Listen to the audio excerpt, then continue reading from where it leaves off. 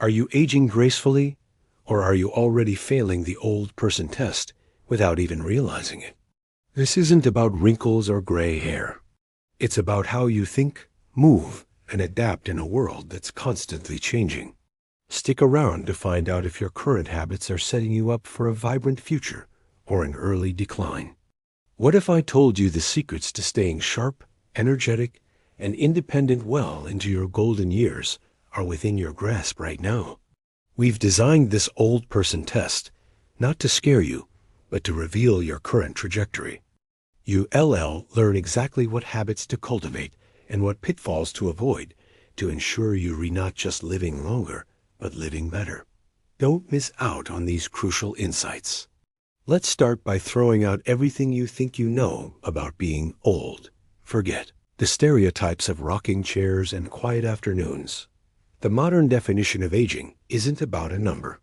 It's about your adaptability, your mindset, and your willingness to engage with the world. Think about it. The 60s and 70s of today look nothing like they did a generation ago. People are climbing mountains, starting businesses, and learning new languages. They are living longer, more active, and more fulfilling lives than ever before. So, the real question isn't how old you are, but are your daily habits aligning with this new model of longevity? Or are they stuck in an old-school pattern of decline? Today, we're going to find out.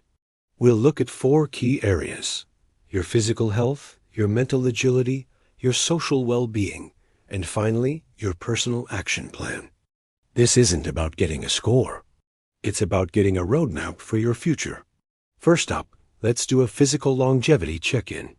Your future independence literally stands on your physical abilities today. Forget about heavy weightlifting or running marathons for a moment. We're talking about functional fitness, the strength and stability you need for everyday life. Let's try a few simple tests you can do right now at home. First, the balance test. Find a clear space and try to stand on one leg. Can you hold it for 30 seconds without wobbling or putting your other foot down? Now, try the other leg. How did you do? Balance is one of the first things to decline if we don't actively maintain it, and it's directly linked to preventing falls, which are a major threat to independence as we age. Next, let's check your grip strength. While you might not have a dynamometer at home, a simple proxy is opening a new, tightly sealed jar. Can you do it without much struggle? Grip strength isn't just about opening jars. It's a surprisingly accurate indicator of overall muscle strength and has been linked in studies to longevity.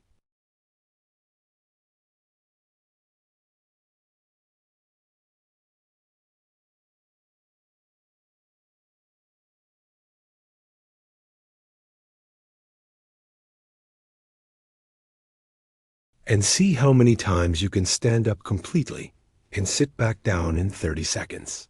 This tests your lower body strength and power, which you need for everything from getting out of a car to climbing stairs. This isn't about gym performance. It's about ensuring you can always get up on your own. Every time you stand up from a chair without using your hands, you're training for your future.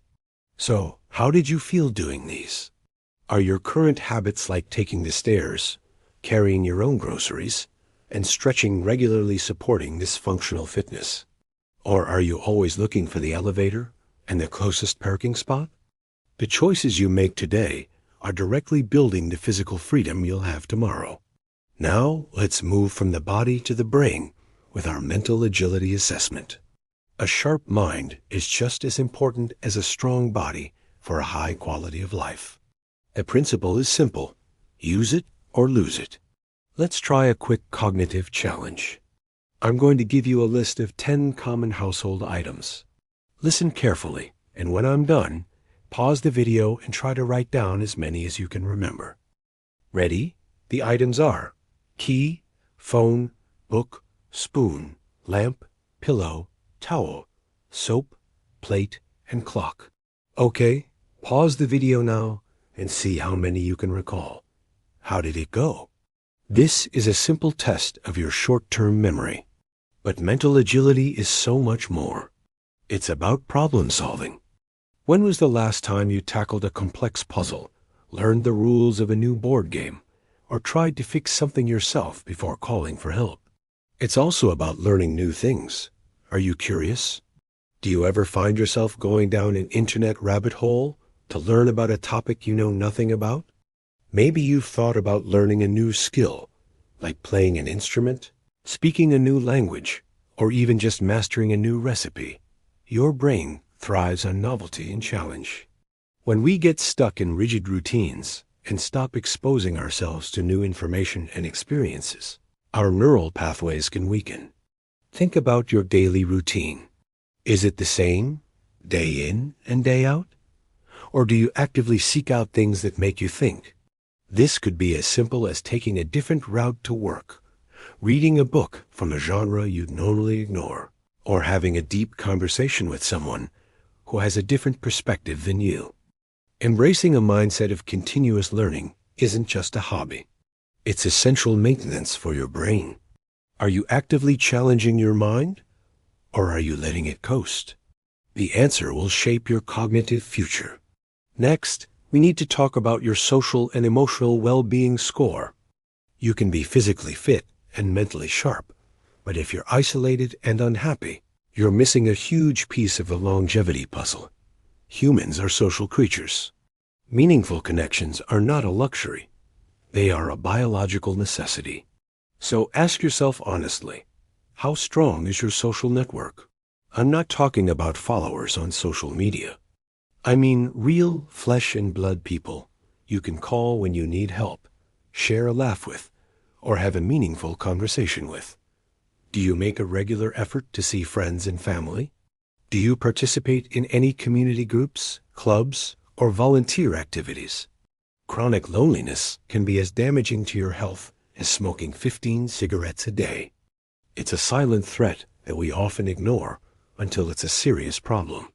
If you feel like your social circle has shrunk, it's never too late to rebuild it. Take a class, join a local club, or simply reach out to an old friend. Just as important is your emotional resilience. Life is going to throw curveballs at you. That's a guarantee. The question is, how well do you adapt to change and bounce back from setbacks?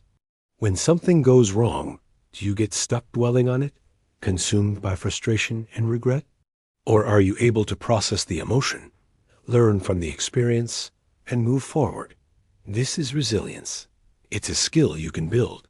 It's about practicing gratitude for what you have, even in tough times. It's about finding purpose.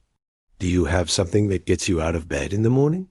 It doesn't have to be some grand, world-changing mission.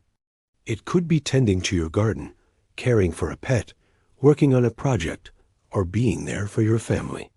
A sense of purpose is a powerful anchor that keeps you looking forward instead of dwelling on the past. Cultivating a positive outlook and emotional resilience is one of the most powerful things you can do for your long-term health and happiness. So after going through the physical, mental, and social checks, it's time to create your personal action plan. First, and most importantly, I want you to understand that this was not a test with a pass or fail grade. There is no score. There is only information. The goal was to shine a light on areas where you're already strong and areas that might need a little more attention. It's about awareness, not judgment. Maybe you aced the physical tests, but realized your social life could use a boost. Or perhaps you're a social butterfly who needs to challenge your brain a bit more. That's great. Now you know where to focus your energy. Let's make this practical. I want you to pick one small, actionable step you can take in each category, starting today. For physical longevity, maybe it's deciding to take the stairs at work every day or doing 10 sit-to-stands during a commercial break. Just one thing. For mental agility, maybe you download a brain training app, pick up a book on a new subject, or commit to doing the daily crossword puzzle.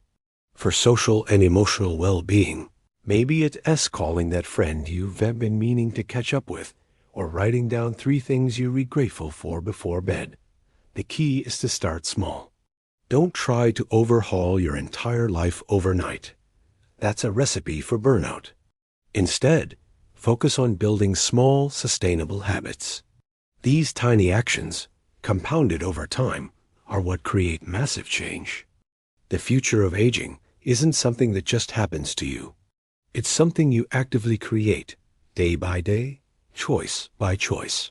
By taking a proactive approach, you're not just adding years to your life, you're adding life to your years. You are taking control of your health and setting yourself up to not just survive, but thrive in the decades to come. Thank you so much for joining me on this journey of self-discovery today. I hope this gave you some valuable insights and a little bit of motivation. If you found this helpful, please hit that like button and subscribe for more content on how to live a healthier, more vibrant life. Let me know in the comments which small action you're going to start with. Thanks for watching, and I'll see you in the next video